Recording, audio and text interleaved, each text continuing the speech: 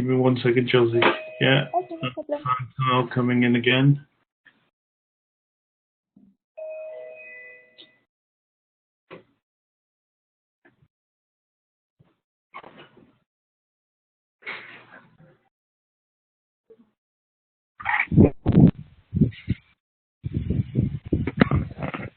Yes. Hi. Hi, Antonio. How are you doing? I'm fine. Good stuff. Good to speak to you. How are things? It's good over here. Right, okay, good stuff. I'm glad that you managed to join in and enable your microphone. I think sometimes a simple restart can fix the gravest of issues. So, Yeah. we are recording at this moment, so looking at starting a new unit.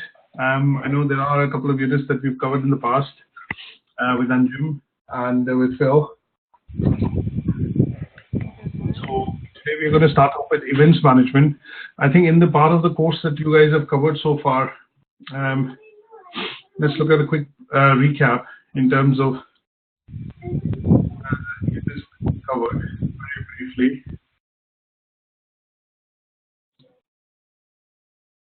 So in the level 4, so you've covered units like tourism, basically everything is THM. So you've covered business management, understanding the essence of where and how business is driven within the tourism and hospitality sector. Then you've gone into a bit of marketing and customer service, which explains the 4 P's, how they relate to THM, tourism, hospitality and management sector or as an industry. You've done a bit of accounting and finance, things like sources of finance, interpretation of financial statements. You've done how maybe, I think, looking at the context, there must have been some section related to how finance is used to make take business decisions. The academic and professional development is a bit of a strange unit, which I think, these guys have included. This normally is a unit more or less related to HR. But nevertheless, I think in this unit you must have covered, I think, things related to PDP, personal development plan, I think, maybe things related to, let's have a quick look. I think this is the one which Phil has covered. Yeah, so you've looked at basically your styles, learning styles like work, kinesthetic, auditory, visual. You've done a bit of SWOT or, analysis in terms of your strengths and weaknesses to look at developing a PDP and how, obviously, what skills and, traits are required to actually work within this sector. So some bit of it is a bit of an awkward part, which has been included in this course, but will go along with what OTHM has said.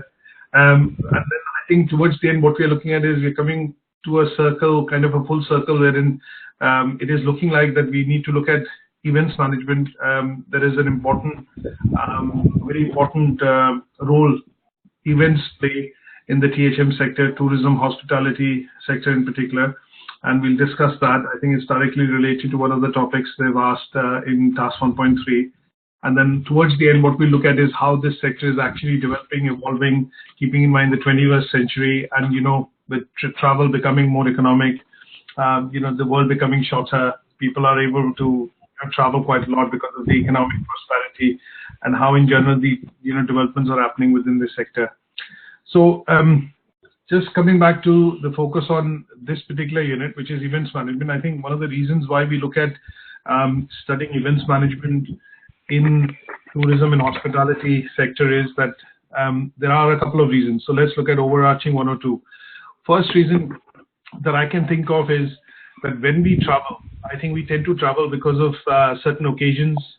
When we travel because obviously there are various reasons. But I think in general, when you travel as a family, you normally look at occasions, you look at events, and you look at, in general, let's put it this way, another word for events and occasions would be look at, celebration of certain events that you do, which could be personal, it could be business related, or it could be a mix of both personal and professional.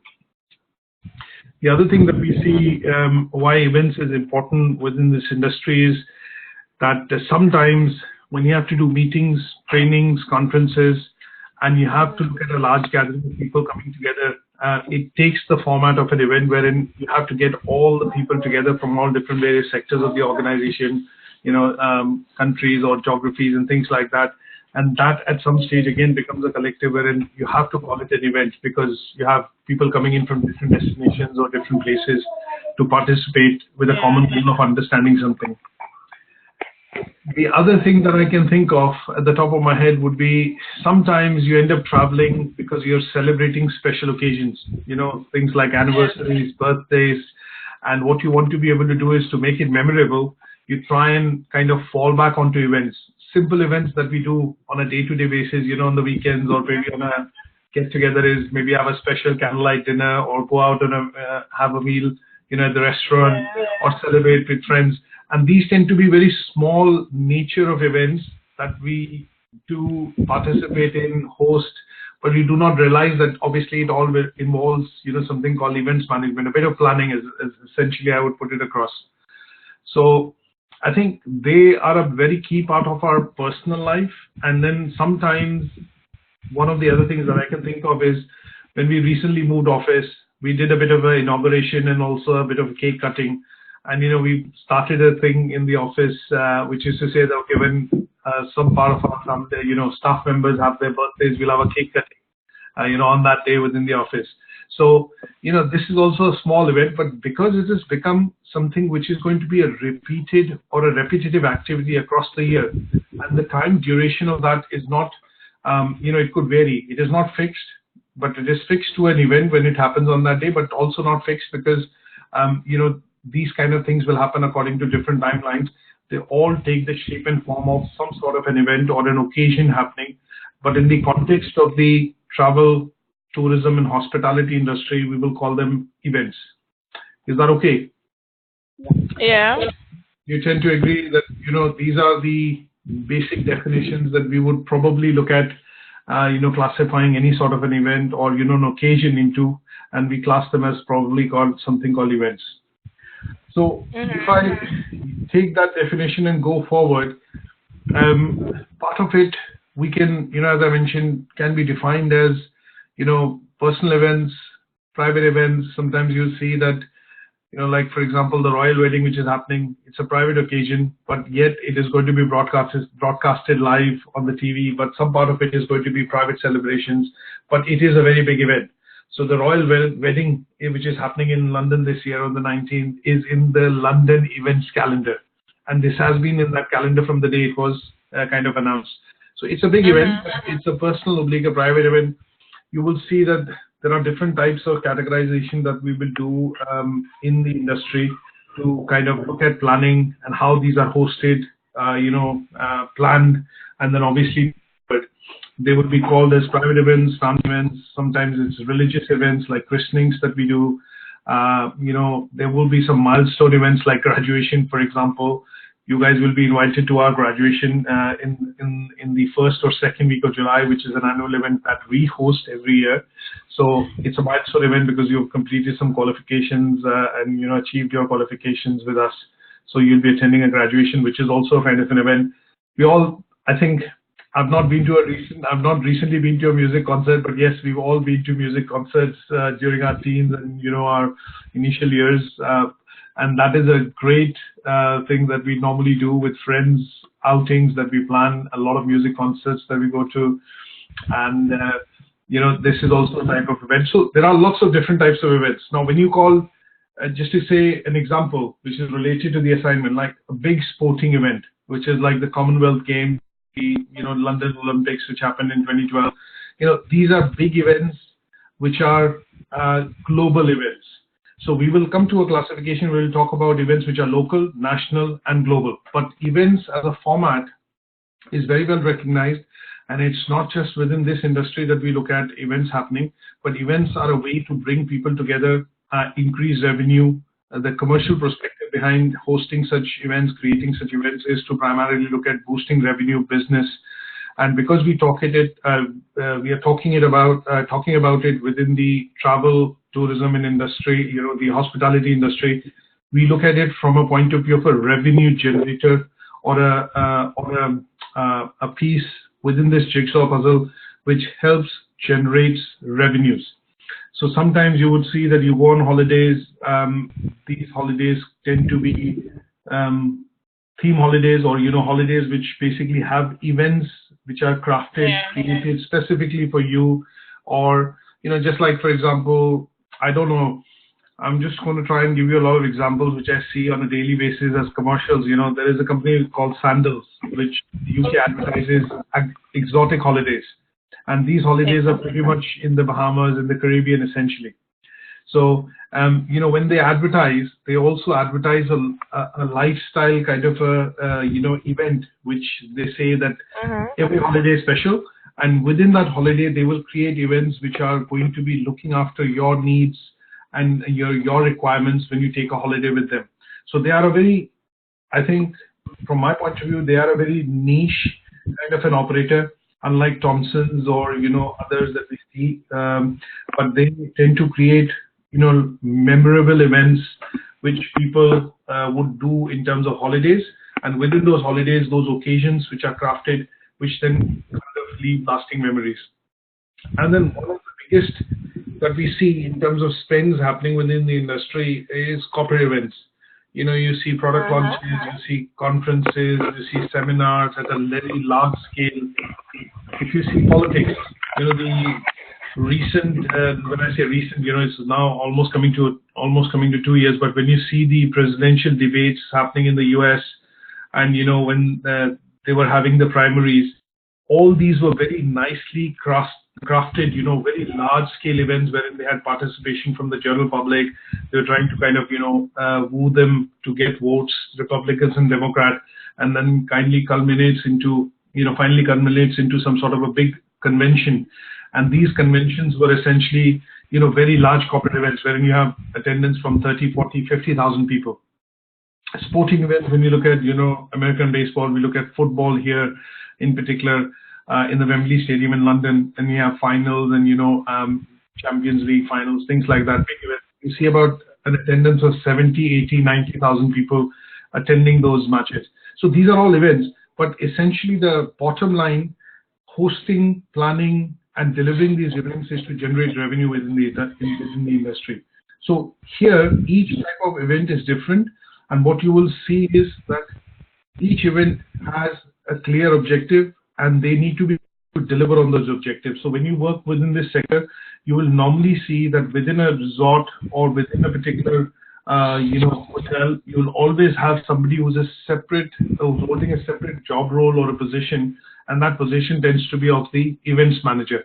So when you look at a hotel, you'll have events like, for example, conferences happening, meetings happening, seminars happening, trainings happening, and they normally tend to happen within the conference halls or, within the large, facilities that most five-star hotels or most hotels they create, even resorts when they create.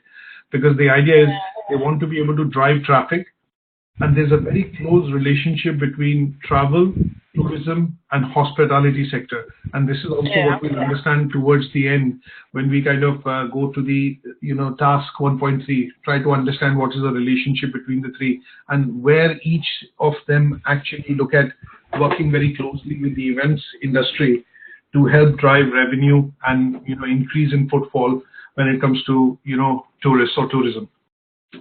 Okay. Now, let's briefly understand what do you think is the need. I've covered some part of it, but the idea is to roughly now look at pinning down some points specifically to see what is the need to have events or why is event management required. So the basic things that we get to see why these are required is that sometimes when you plan occasions or major gatherings, you will see that in order to give them scale or increase their scope, you have to get into some sort of a managed planning. And that managed planning at some stage will be called events management. So if you're planning say a gathering, you go to a music concert, what you will see is it starts off as at an initial stage of planning saying that, okay, we'll be doing 10-city tour, or, they come up with a proposal.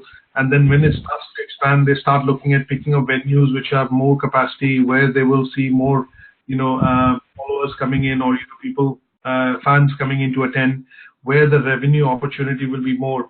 So sometimes you will see that a plan which starts off with a small idea actually gets into a full-fledged event, because the idea there is to increase the scope, increase the size, and also increase the revenues which are going to be generated from that activity.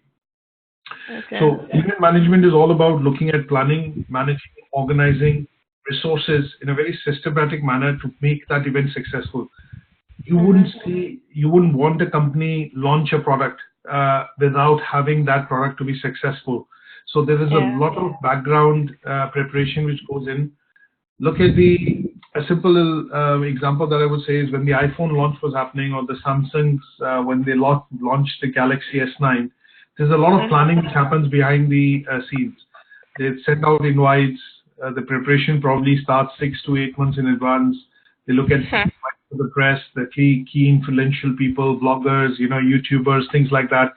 And then the venue, which venue is chosen, why is it chosen, and things like that. And then who's going to be the presenter, the slides, what kind of audience will it be. And then to a certain extent, it kind of phases out into a launch event wherein they'll say, okay, first the phones will be available in US, UK, then it'll go to other countries, and then it goes out into a systematic launch plan. So there's a lot of there is a lot of planning happening, but this is because this series of tasks that they undertake cascades into a full-fledged activity or a rollover in terms of a plan, and is also very synonymous to saying that, okay, it's an event, it's a big time thing which will happen once and won't be happening again. So the iPhone 10, when it was launched, or iPhone X as when it was launched, there's only one launch event for that. Now, you would not want that event or that occasion or that time coming again, and that is why it is termed as event. And in order to make it successful, a lot of planning needs to go about, needs to happen. That planning needs to happen to make it go flawlessly and go as per plan, as clockwork, to make sure that it is successful. So the main point here on this slide that I'm trying to put across is there is an importance of event within this sector, and that is to give it scale, size, and also boost revenues. You will see another example which I'll give you from this industry, which I can think of personally that I've been to, is going to Disneyland with kids. Now, Disneyland is a resort, and they have to have activities planned out throughout the year, whether it's summer, winter, autumn, rain, whatever it is.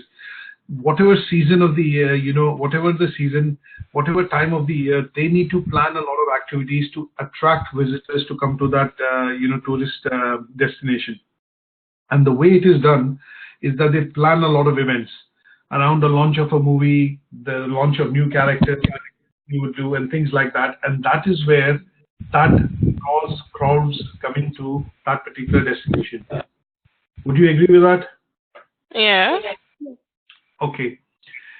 Now, I've kind of, mentioned one of the key things when you look at events would be that you're looking at revenue. A resort looks at, a promotional activity.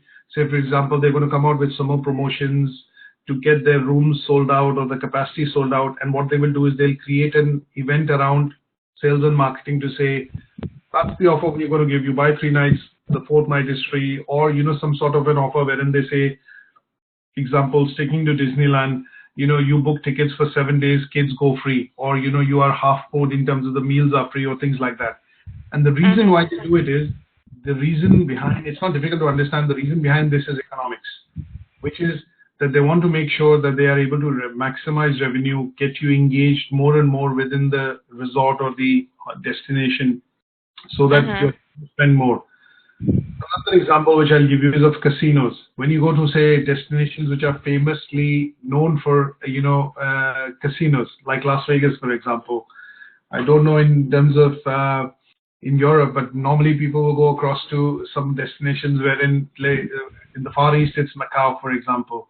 And when you look at that, there the idea is that they have to have these events happening or activities happening on a daily basis, which basically kind of motivate tourists and visitors to stay within the venue, so that they are able to spend. You are able to spend more and more around those activities which are happening, and those are also then termed as events. So there's a special of the day, which is there in most of these destinations, and the idea is they want to get more and more of your money to be spent within the destination rather than you going out.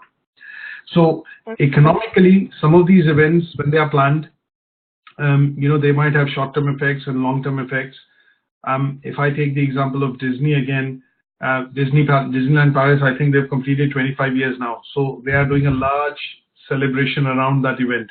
Now, because this is a milestone which they've reached, this milestone cannot be reached again and again. So what they want to do is they put in a lot of planning to try and get a long-term economic impact of this.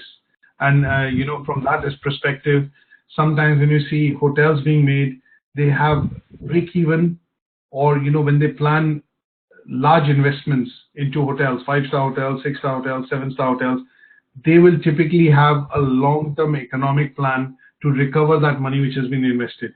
And in order to recover that money, they plan something on a calendar basis, a lot of micro activities or events which will help them recoup that revenue back which has been invested into those projects. Yes, Antonio, you were saying something.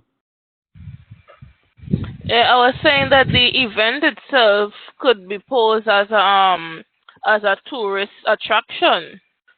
That is so that's correct. 25. Yeah, that's 25 years event that they're going to be holding. That and all would be like a tourist attraction for both children and adults as well. So they could look at it as that too. Absolutely. So in terms of the advantages of having these activities is that they would also, as you rightly said, appeal to a large segment, whether it's kids, adults, whatever. So the idea would be to try and make sure that they are able to, go across with something which appeals to all types of demographics or all types of, age groups within that to be able to maximize revenue. So in general, what we want to be able to understand is there is a need for events within this sector because they want to bring in regular revenues, have activities and occasions which keep the business going, gets tourists in, there's an engagement, and then there are economic effects, which is short-term and long-term. Some of them can be short-term because when you look at certain destinations, you will see, when you look at, say, Thailand, for example, which is all year round, tourism. Dubai, for example, when you look at, is now transforming its economy in such a way that they have pretty much everything in terms of trying to promote tourism all the year round. Cities like London, when you look at mega cities like London, Los Angeles, New York, Paris, they have a calendar which basically has events all year long. And the reason why they want to bring these, have these events all year long is they want to see a multiplier effect that, sometimes you will see tourists coming in to see a destination, but if you've been to London a couple of times, you've seen the Big Ben, you've seen the London Eye, you've seen this, you've seen that, you would want to go to those destinations again. Or what will happen is you go across to the local activities or events which are happening in that city, which could be like the Chelsea Flower Show, for example, new things that you would want to try out. So sometimes they are also a precursor to what you will see is that in order to re-engage with the tourist and invite them back to the destination, these events have to be created and they could have short-term, long-term effects. So money is, invested by government, for example, in policy strategies, strategic objectives that they want to create London as a mega city or, have this in London, like the development of Shard, which has happened, Canary Wharf, which has happened. These are developments which have happened, keeping in mind long-term economic impact, that people will want to come in, they would want to visit these destinations, and this is where it will bring in money, overseas investment, and also help in the development of infrastructure within that city. Yeah. So they have short-term and long-term impact. Now, let's look at from a different perspective. We've understood reason, we've understood why, we've understood the economic impact. Let's understand the cultural significance. Now, sometimes you will see that some of these events have, cultural significances because they are related directly or indirectly to a particular segment of people or, demographics within that kind of, geography. So when you look at UK in particular, we see a lot of events which happen, which are now part and parcel of our calendar, like, for example, the celebration of the Chinese New Year. Now, This is also a major event which has direct cultural impact, and the Chinese New Year celebrations happen pretty much across every city.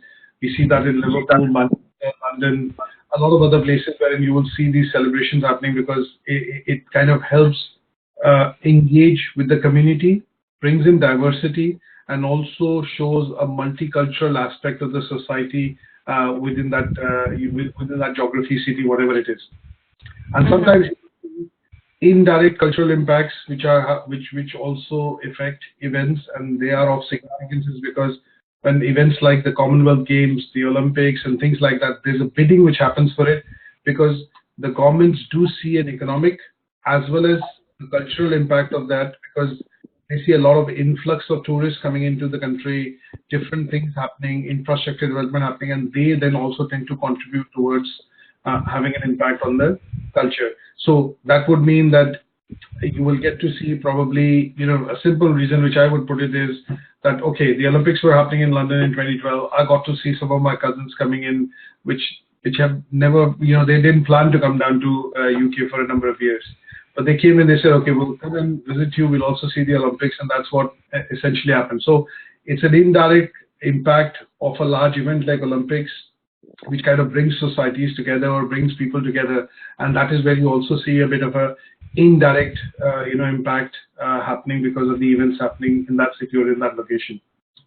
Sometimes you kind of prepone some events or postpone certain events depending on the event calendar or the diary of that, calendar of that event. So, they said, okay, we'll be visiting such and such because of a marriage or because of an occasion. But just because the Olympics are happening, they said, okay, while we are there, we'll obviously come in this year rather than a year before or after. And that, is basically an indirect effect. Now, some part of it is also due to some event planning also happens, at the national level, local level, national level, and global level. And this is primarily because of activities which are synchronized with the government or between the public and the private sector.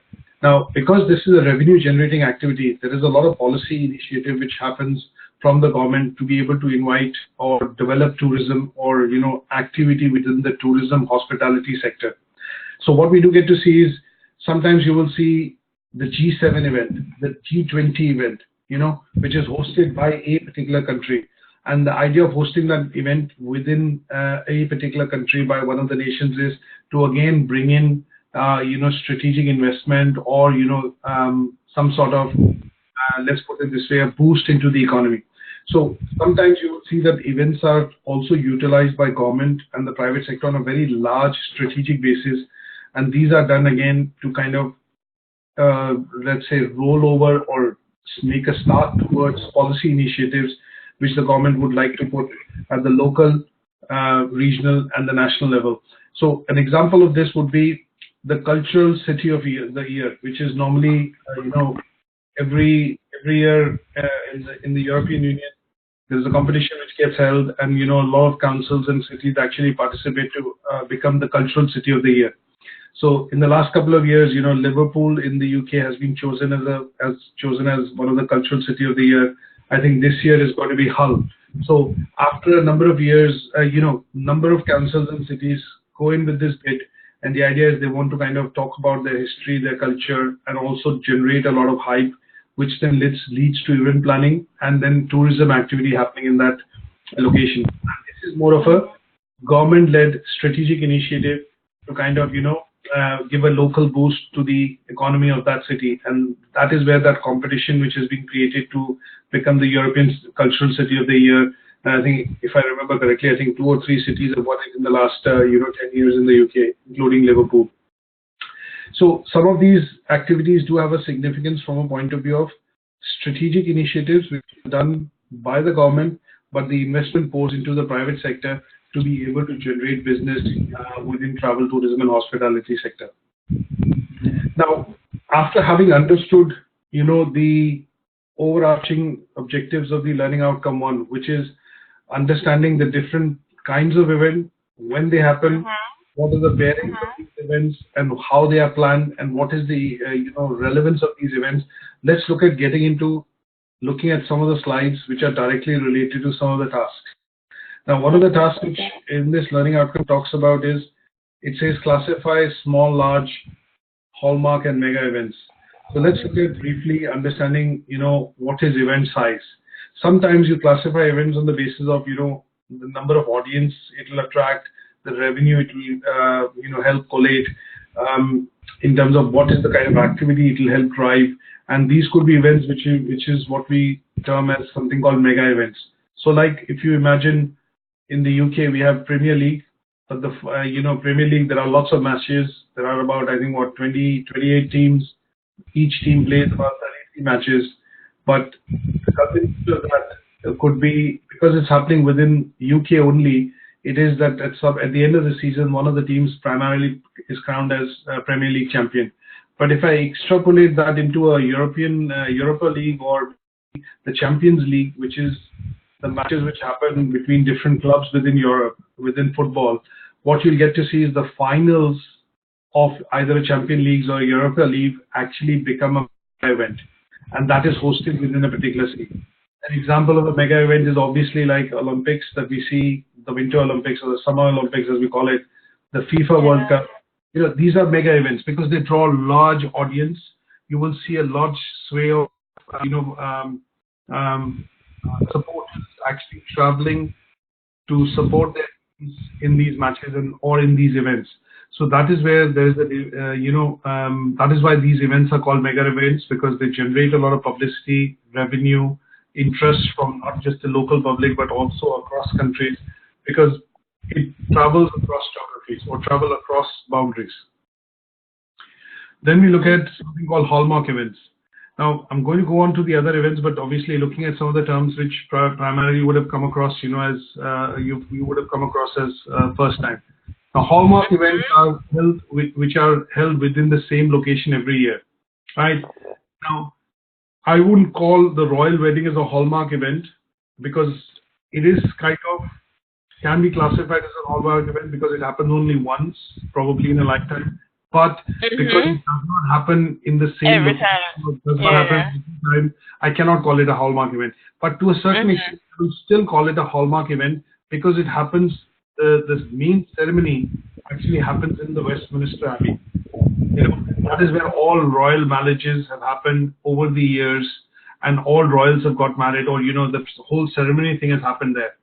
So it is, when I say a hallmark destination, it would be the difference between happening, time and again, and that destination or that location being hallmark, and that is why it's chosen. So Westminster Abbey would be, a hallmark destination, but that event might not be classified as a hallmark event altogether. Hallmark event which becomes synonymous with location. So you would recall the location rather than recall the event. So an example here would be when we look at, for example, certain festivals which happen in locations like, I don't know, Chelsea, would you recall this, say, or have you been, so when we talk about Glastonbury, this particular location is synonymous with an event which happens every year, same time, in the same location, but, and you have lots of people which come across. So it's a hallmark event in the calendar of, when we look at music festivals or gatherings. So when you look at that, typically you will see this is a hallmark event because it is in all the calendars across all the various publications, because this is a big event which happens and it attracts large crowds. So when we look at such events, we will call them as hallmark events, and they are primarily because the location is of the significance.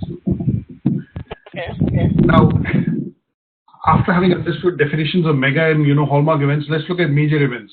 Events which can generate large media coverage, could have economic benefits, could have lots of visitors coming in, could be termed as major events. And these are, shorter in duration. So, for example, when we look at the Chelsea Flower Show, for example, it happens over a period of time. The flower show is open for a period of a month, but because it generates significant number of crowd and a lot of media coverage, it is a major event in the London calendar of events which happens across the year. And then you have minor events which are basically community-led or, a certain sector-led events which are having both social, cultural, and entertainment purposes, and they could be something which we talk about. For example, there's, say, for example, the let me think of an example here specific to the UK, and so I won't call minor events are events which typically would be, say, a good example that I can think of now is, when you look at bank holiday sales, these are minor events because it's a bank holiday. There's a small event which will happen. Sales will happen. Essentially, a lot of retailers will put out sales. Or, for example, when the when you have a short break coming in within the schools, which is midterm, you will see some packages, holiday packages, and things like that going out from major providers, tourist operators, and they tend to be minor events because they are only there for a smaller duration of time. But the idea is they want to increase revenue. They want to make sure that they are able to get sales or get the customers to come in and spend, and that is where they will class these events as what you call minor events. Because these events happen at a shorter duration, but create a bit of a surge in the revenue, but also, kind of generate, let's put it this way, a bit of publicity, they would be classed as, something called minor events. The other thing that I can think of is if there is a Harry Potter, for example, which I know for sure Chelsea would relate to. If you look at Harry Potter, movie, which are minor, which are events which are created because a new sequel which is coming in or a launch of a new book is happening, and that team seems to be, like a minor event. A major event in Europe, which is also, I would say, the tourist has a tourist value, attraction in terms of tourist value and attraction would be the Cannes Film Festival. Now that happens over a period of time. It will be for a couple of days, but that is where the jury will look at a lot of movies coming across from international destinations, look at, awards and things like that. But that is also a major event which happens within the particular film and music industry, as we call it, predominantly the film industry. Let's look at classifying the events very briefly. So we've looked at sporting events, entertainment, music festivals. You look at art and cultural events, family events. These are different type of events. I think there's a large categorization, and what I've done is I've pulled that across in one of the slide notes for you to have a look at. But events, pretty much, I have seen can be classed across these major categories, and within each of these categories, you'll have another 10, 15 different type of events. So in the family events, I could have a marriage event, I could have an anniversary event, a birthday event. In the corporate events, you can have loads of different types. You could have loads of different type of corporate events, and they could be, seminars, conferences, product launch, and things like that. And we'll get into a bit more detail with this. Now, each of this type of event primarily poses challenges, and they need to be planned quite well to be able to be executed so that they achieve their end objective. So here, the idea of understanding now would be to class them into three different types. What are local events, national events, and global events, and how they correlate to the travel, tourism, and hospitality industry. Now, what we've seen over the years is that a lot of things are happening in each country, and because of three reasons. One, increasing population, increasing economic prosperity, and the cost of travel decreasing over the years. What we've seen is tourism as a activity, as a social, as a leisure activity, has increased over the years. So this is one sector which is showing phenomenal growth year on year and does not seem to be slowing down. This is a potentially the largest employer of people across the globe, and it is the biggest sector in terms of generating revenue. So when we look at that, there is a clear advantage at all levels to classify activities or events into three types: local, national, global. And the idea is always to engage, increase, and obviously get more revenue by connecting or creating these events, and bringing larger and larger people or audiences to participate in that. And what we do get to see, one of the important things which is happening now is with the advent of technology, some of these events can now be broadcasted live. You can pretty much be present in an event, and you can be tweeting, posting. You could be consuming, creating information, sitting miles and miles away, but somebody else in a different location is actually subscribed and is getting hold of that information, which then can be published and provided in real time to larger audiences to generate excitement, to a certain extent, revenue, and also to create, potential business. And this is why when we look at planning of global events, or if I just pick up one like Olympic Games, if I just stick to that, what you will see is the planning for this every 4 years. It happens in a different country, in a different location, and what you will see is there's a lot of planning which starts to go into this, and the annual calendar at which most countries actually, put in a bid for hosting the Olympics is, 10 years ahead. So next Olympics is happening in Japan. Next after that has also been awarded, I think, to either Los Angeles or Paris, if I can remember correctly. Between the two, they were the two last cities, and after that there'll be a bid. So 8 years in advance, there's a lot of, bidding going on to ensure that there's enough excitement, curiosity, and preparation which can go in to make these events successful. So when you look at planning, you look at engaging with audiences within the sector of travel, tourism, and hospitality. We classify events as local, national, and global. And every tourist operator, every hotel, every restaurant, every kind of business involved in this sector then buys into, or kind of tries to get a slot into any of the three calendars. If you're a local restaurant in the city of London, you'll probably try and participate in the local calendar. If you're a hotel chain which has hotels across various cities in the UK and also across, for example, different countries, you'll get into each of the national calendars.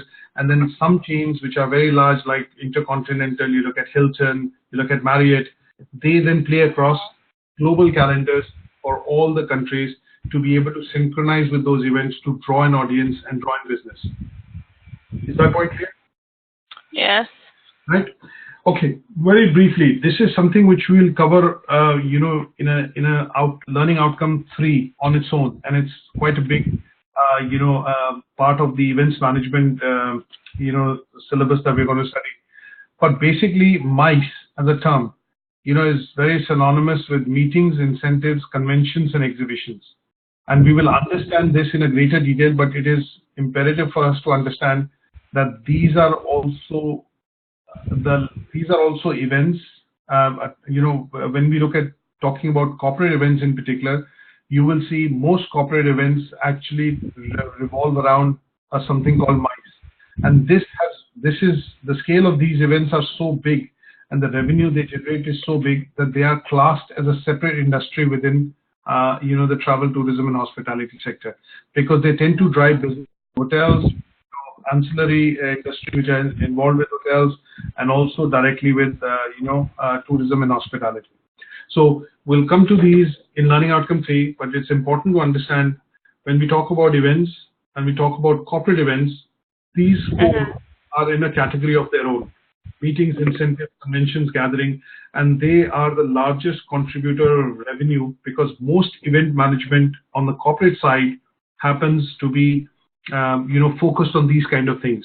So when you look at London, I'm forgetting the name of the convention center, but just outside East London, there is a large convention center which can host up to 33,000 conferences under one roof.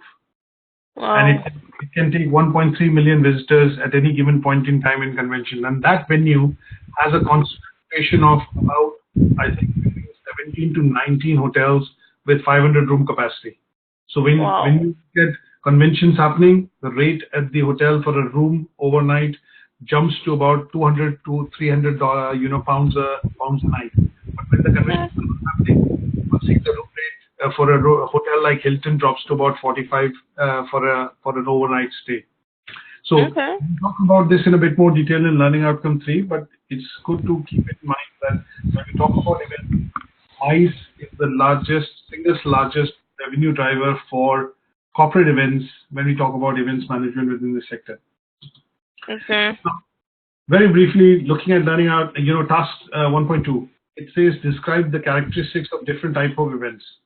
Now, what I've done here is in the footnotes, I put in all the types of events, put in some definitions. I'm not going to go into a bit more detail, but you can go through this, and they're quite simple to understand. We are looking at talking about the definition of the type of events.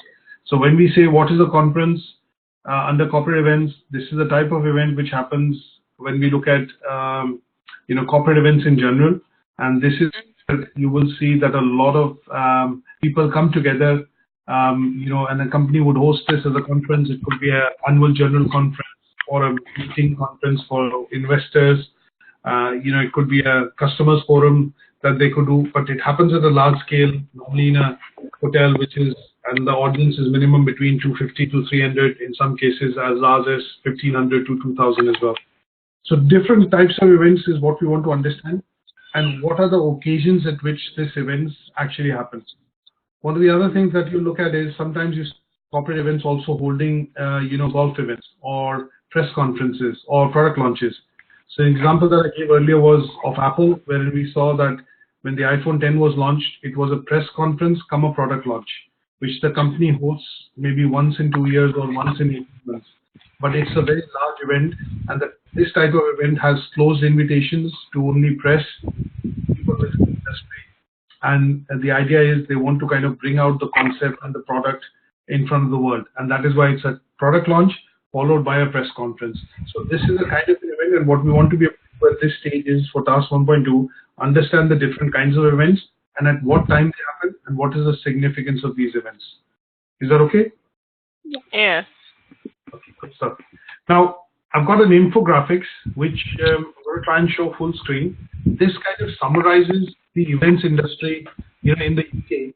And this is something which I've taken from Eventbrite, which is a website in the UK which you can buy tickets from essentially for any type of event which is happening in the UK.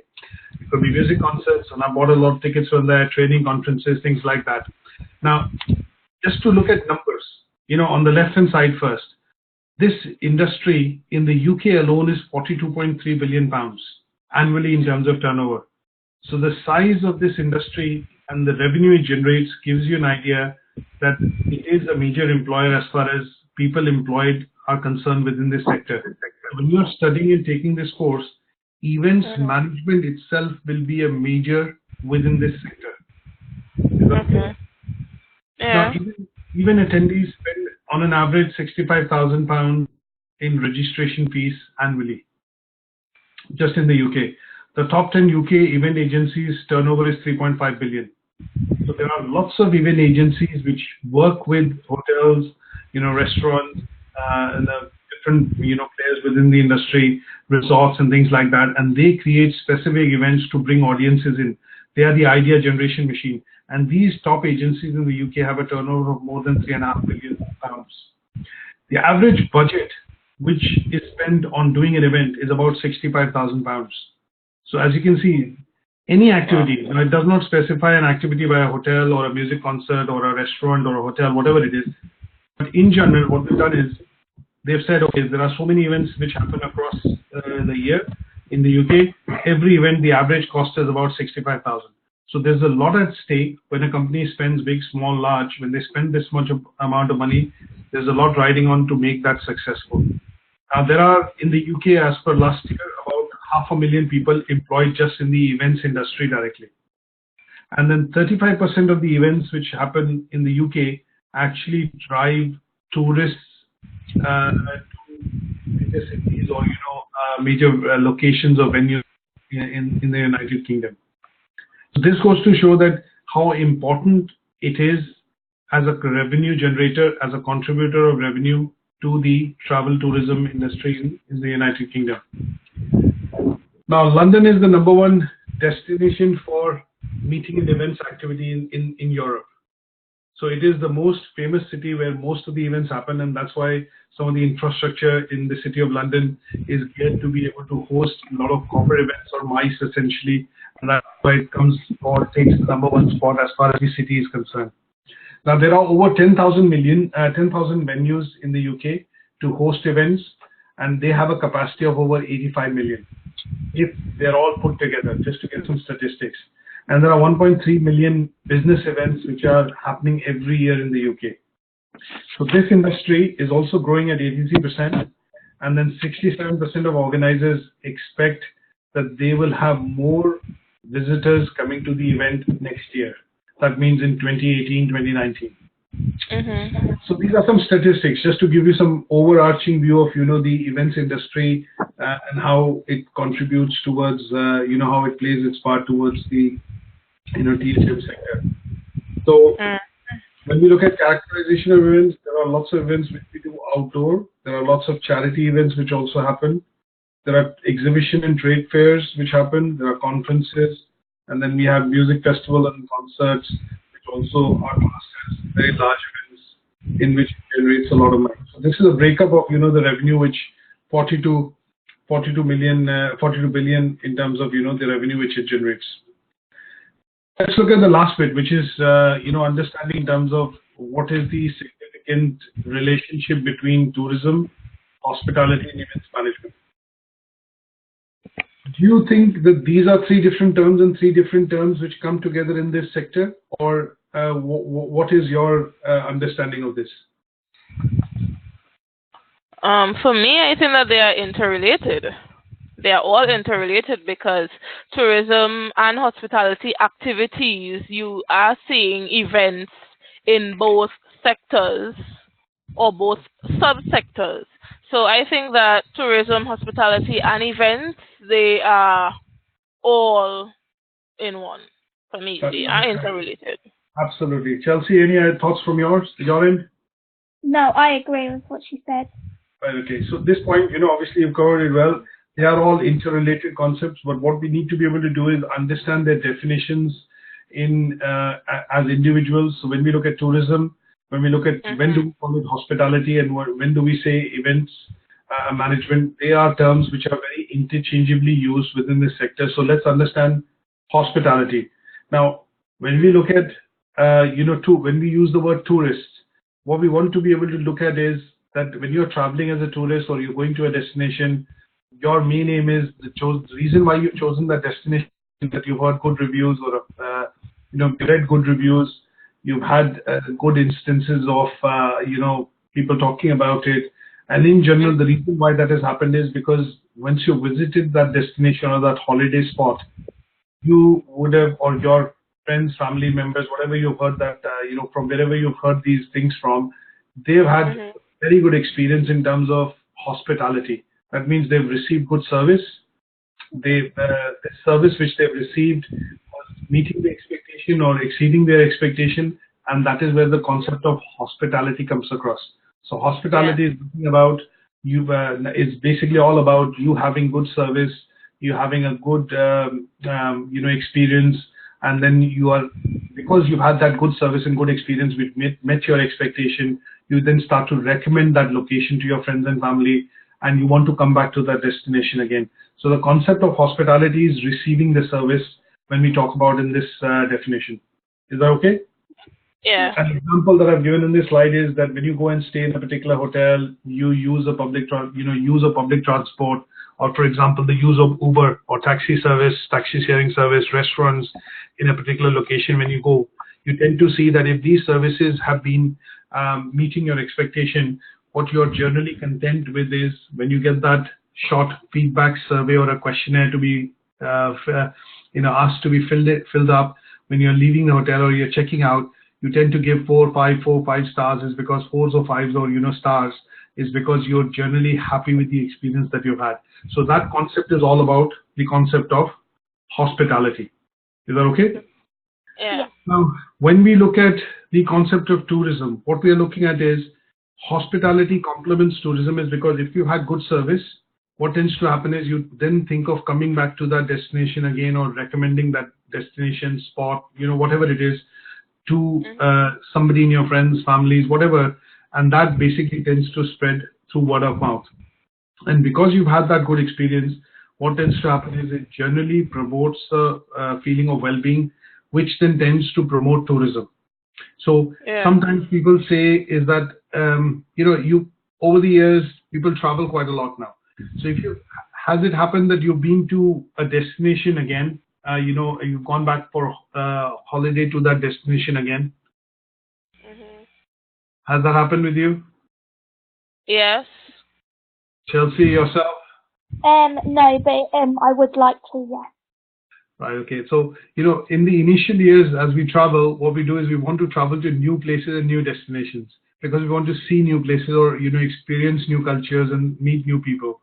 But at some stage when this is a survey which was done in the paper, which was done by Stepanek and Stojanov, they basically came across with the idea that when you look at people and if they have had an experience of traveling for 10, 15, 20 years, what you do tend to see is that they tend to go across to a destination after a number of years because what they do see is that they have received good service, they've had good memories or experiences, and if they have to pick and choose a destination, given a chance, they will choose a destination wherein this has been the core of their experience.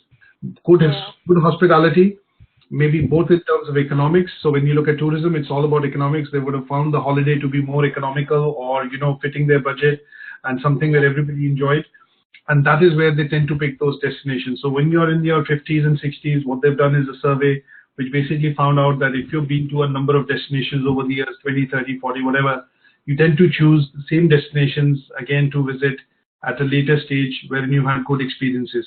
So hospitality and tourism complement, and they are absolutely interrelated, and they kind of, work together.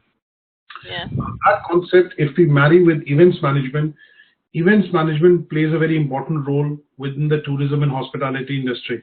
And the simple reason to that is that events actually make those experiences memorable. Yes. Or those destinations that you go to more attractable as compared to others, right?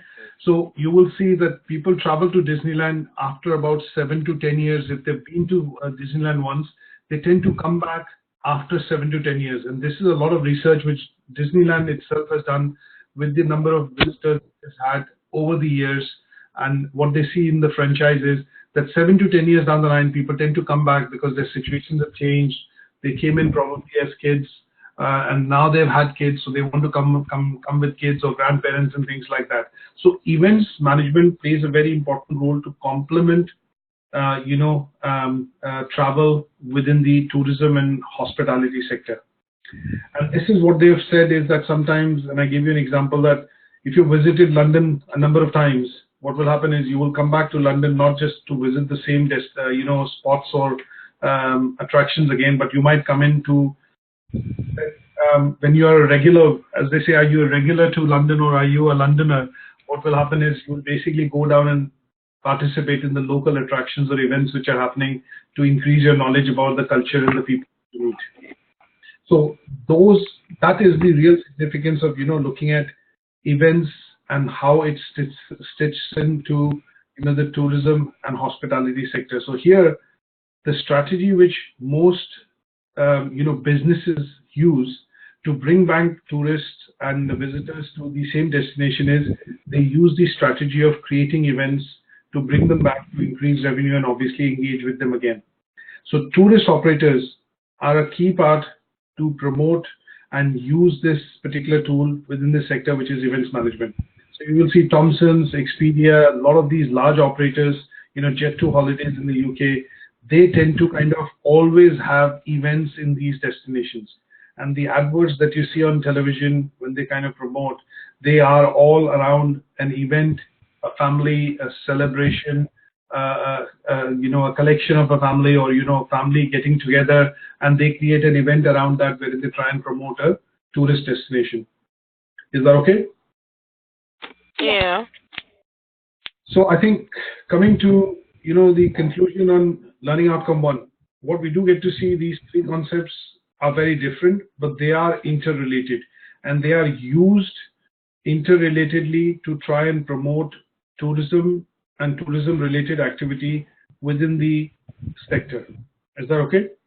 Yeah. And it is important for us to understand that events from a corporate perspective, when we talk about MICE, is one of the largest generator of revenues, largest generator of, driving traffic in to a particular destination, either for tourism or for business or personal, reasons or purposes. Is that okay? Yeah.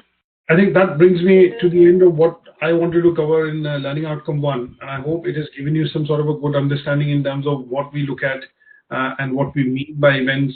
What role does it play? Events management as a topic, it plays in the travel, tourism, and industry, hospitality sector or industry, and then the types of events, and what is the relationship between these three terms when we look at them independently, but obviously they are interrelated, and events in general is used by the tourism and hospitality sector to drive traffic, drive revenue, drive visitors, and to re-engage with tourists and audiences to bring them back to a particular destination. Yeah. Okay. Any questions on this so far? I haven't got any. No questions. So I'm going to try and end the session here today. This presentation I have put onto Moodle, and what I'm going to do is I'm going to also send you a small handout for you to read, and that handout will help you firm up this concept that we've studied today with regards to understanding events, types of events, the scale of events, and what is the relationship between tourism, hospitality, and events. Okay. Yeah. Okay? Good stuff. Yeah. I'll catch up with you on next Saturday, same time, and we'll get on with Learning Outcome 2. Okay. Thank you. Okay, take care. Thanks. Enjoy the rest of your afternoon. You. Take Same care. to you. Bye. Okay, bye.